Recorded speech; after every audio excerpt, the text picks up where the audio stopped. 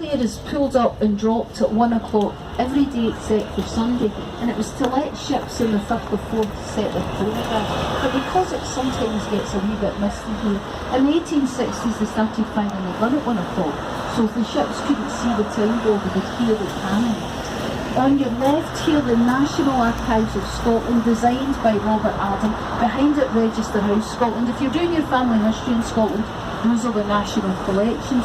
The statue in front is the Duke of Wellington, another John Steele statue. And now we're going, that's where St James's Centre was. Now we're going into Waterloo Place. Now this was designed to be a royal entryway up from Holyrood into the city centre. If you look through the arches, probably best to look to the right, you see it's a bridge. And that's an experience you have quite often in Edinburgh, and again it's geology. Most old cities start on a riverbank or on the coast, but Edinburgh started inland on that rock.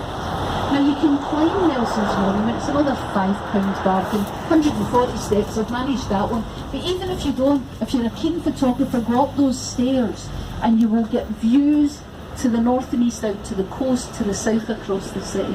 On your right here is St Andrew's House.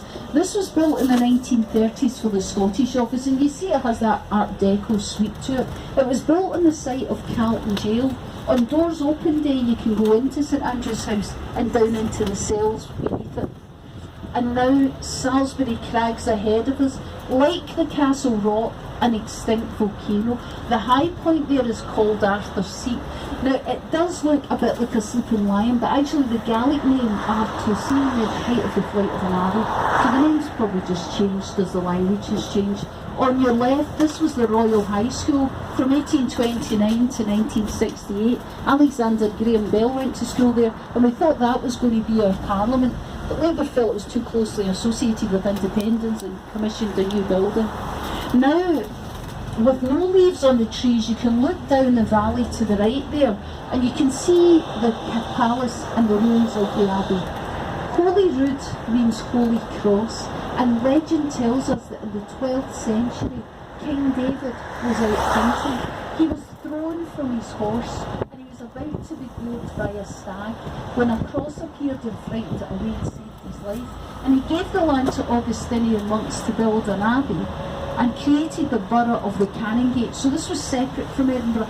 Canon's Gate meant where the canons walked, where the monks walked. By the 15th century, Edinburgh was the capital of Scotland, and the Stuarts wanted to build a palace, and they built it beside the abbey. It was built by James IV.